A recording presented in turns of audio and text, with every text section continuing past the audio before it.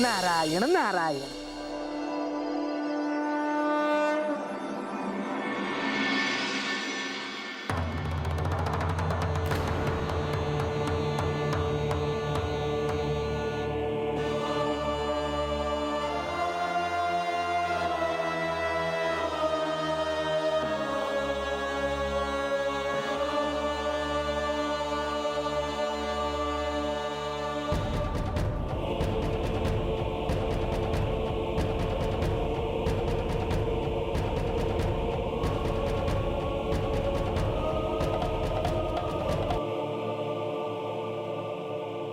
मला लक्ष्मी देवींनी सांगितलं आहे का मला माझी मानाची जागा मिळेल।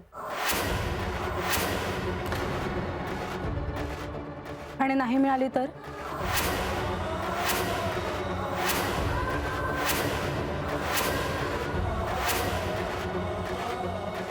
लक्ष्मी देवींनी सबूत दिला आहे मला, त्यांचा सबूत असा खोटा कसा होईल? बानू, तू लक्ष्मी तीर्थाजवळ होम करून श्री लक्ष्मी देवींना प्रसन्न करून घेतले आहेस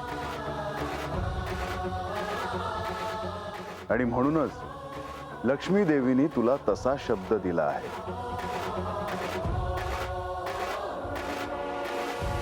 बानू, आजपर्यंत तू सहानुभूती मिळवून कटकारस्थान करून तुला जे हवं ते प्राप्त केलंस आणि आजही तू तेच करते आहेस।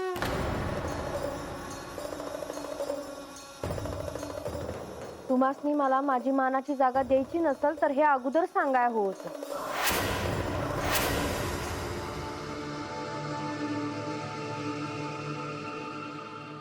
बानू, तुला तुझे मानाचे स्थान मिळेल, परंतु आधी हे तुमच्यामधील भांडण थांबवा।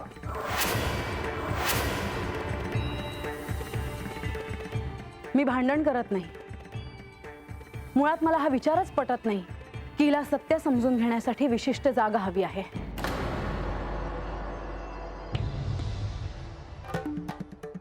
तुला हे शिकवलं कोणी?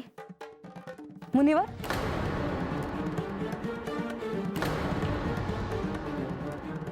देवी, मी तिला असे काहीच शिकवलेले नाही।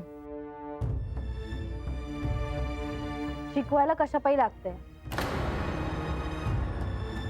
मी अभी देवांची बायको आहे, तेव्हा मला भी माझा मान मिळाया हवा।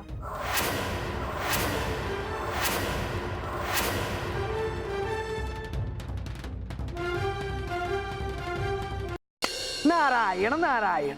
आज आख्यान करताना माझ्या एका दृष्टिक्षेपात श्री खंडेराय, श्री म्हाळसा देवी, श्री विष्णुदेव, श्री लक्ष्मी देवी आणि बानू देखील असणार आहे। कीर्तन करणाऱ्या समोर असणारा प्रत्येक जण हा परमेश्वर स्वरूप असतो।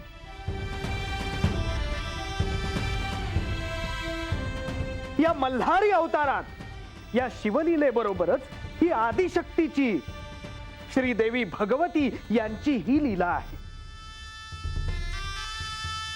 आजच्या या आख्यानाला प्रारंभ मी शिवस्तुतीने करतो। रुद्राक्ष अंगी लेवून हृदयी चिंतिले शिवध्यान, हर हर शिव म्हणून उडी निशंक घातली। सूर्यबिंब निघे उदयाचई, तैसा प्रकटला कपाळ मौळी। दशभुज पंचवदन चंद्रमौळी, संकटी पाळी भक्ताते। माथा जटांचा भार, तृतीय नेत्री वैश्वानर। श्री झुळ झुळ वाहे नीर, भयंकर महाजोग। चंद्रकला तयाचे श्री, नीलकंठ खटवांगधारी। भस्म चर्चिले शरीरी, गज चर्म पांघुरला। नेसला असे व्याघ्रांबर, गळा मनुष्य मुंडांचे हार। सर्वांगी वेष्टित फणीवर, दशभुजा मिरवी। वरचे वरी कुंदक झेलित, तेवी 10 भुजा पसरोनी अकस्मात। महानंदेसी झेलुनी धरित, हृदयकमयी परमात्मा। नारायण नारायण। तर आख्यान सुरू आहे श्री सती देवींचे। त्यांचे पिता म्हणजे प्रजापती दक्ष, ते चिंतेत होते।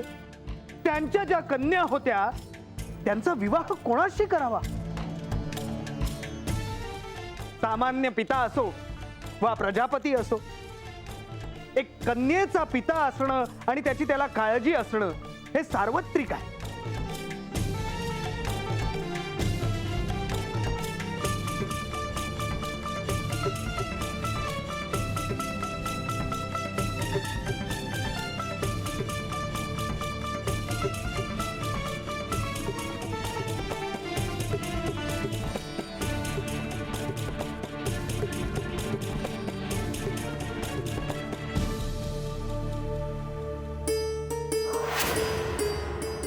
स्वामी, स्वामी, आपण या कक्षात आहात याची मला कल्पना नव्हती. मला काही काळ एकट्यानेच राहावेसे वाटले, म्हणून मी या कक्षात आलो. तुमच्या एकांतात मी व्यत्यय आणणार नाही. येते मी. देवी,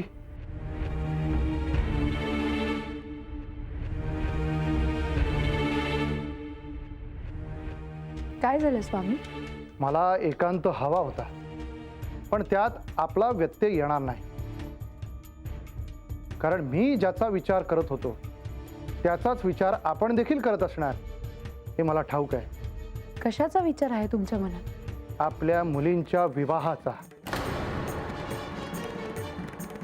खरं तेच म्हणालात तुम्ही. आता आपल्या कन्या ह्या उपवर झाल्या आहेत, त्यांचा विवाह करून द्यायला हवा. मला देखील या विचाराने अक्षरशः झोप देखील नीट लागत नाही. प्रजापती दक्षच्या कन्यांचा विवाह जेव्हा होईल तेव्हा सारी सृष्टी बघतच राहील, यात शंका नाही देवी. परंतु आत्ता ह्या क्षणी त्यांचा विवाह कसा होईल हीच चिंता मला आहे.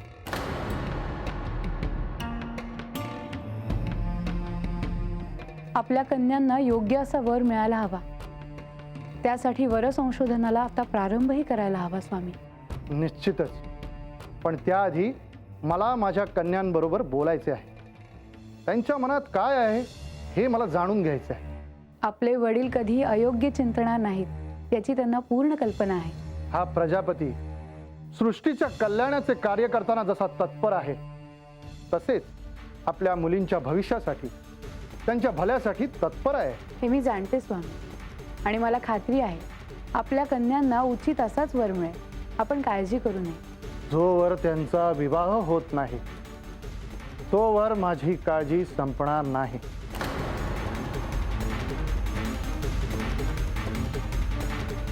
प्रजापती दक्ष हा कट्टर विष्णू भक्त होता आणि श्री महादेवांचा तो द्वेष करीत असला तरीही तो त्याच्या संसारात काही खलनायक नव्हता.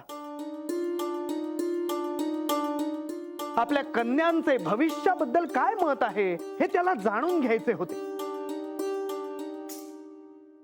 विवाहाआधी त्यांच्या कन्यांच्या मनात एखादा वर आहे का हेही त्याला जाणून घ्यायचे होते.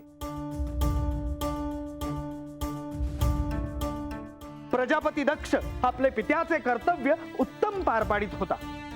देवी प्रसूती या त्यांना उत्तम सोबत करत होत्या. पर महाराज, मी एक विचारू? अवश्य विचार बानू. किंबहुना इथे कोणाच्याही मनात शंका असेल तरी त्यांनी निसंकोचपणे प्रश्न विचारा.